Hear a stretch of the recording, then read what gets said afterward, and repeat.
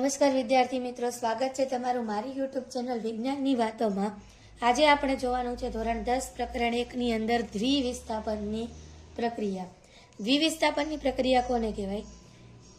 વિસ્થાપનની પ્રક્રિયા જોઈ એમાં એક જ પાર્ટનર છે એ બદલાતું હતું, કોઈ એક રાસાયણિક ગ્રુપ છે એ બીજા સાથે જોડાતું હતું। જ્યારે દ્વિવિસ્થાપનની અંદર શું થાય તો કે પાર્ટનરની અદલા બદલી થઈ જાય, બરાબર। એકનું ગ્રુપ છે એ બીજા સાથે જોડાય, બીજાનું ગ્રુપ છે એ પહેલા સાથે જોડાય।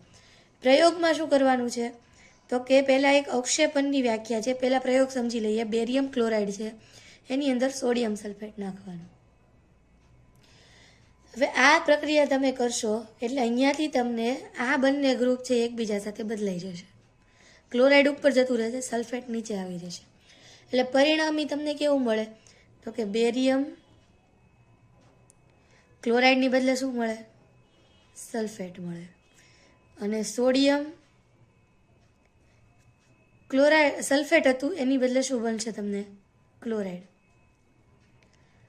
હવે આ તમને કેવું જોવા મળે તો કે સફેદ કલરના અને પાણીમાં આ તમને જોવા મળશે સફેદ કલરના અને પાણીમાં જોવા મળશે તમને અદ્રાવ્ય, ઓગળી શકે નહીં। આનું સિમ્પલ ઉદાહરણ તમારે સમજવું હોય તો આપણે જે ઘરે દૂધ ફાટી જાય ત્યારે કેવા ફોદા ફોદા જોવા મળે, બસ આને કહેવાય અવક્ષેપ, કે જે પાણીની અંદર ઓગળતા નથી।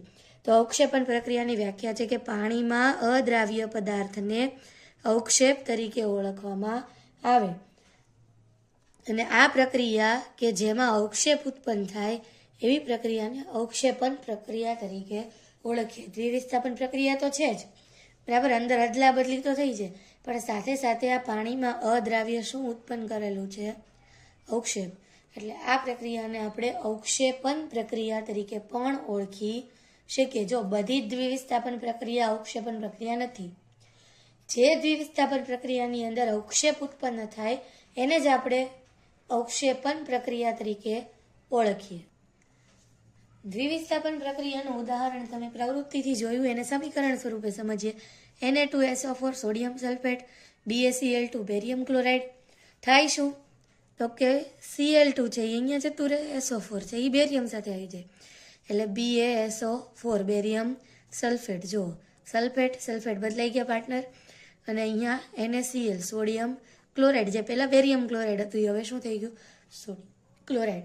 તો આ થઈ આપણી દ્વિવિસ્થાપનની પ્રક્રિયા। મળીએ નેક્સ્ટ વિડીયોમાં ઓક્સિડેશન રિડક્શન પ્રક્રિયા સાથે।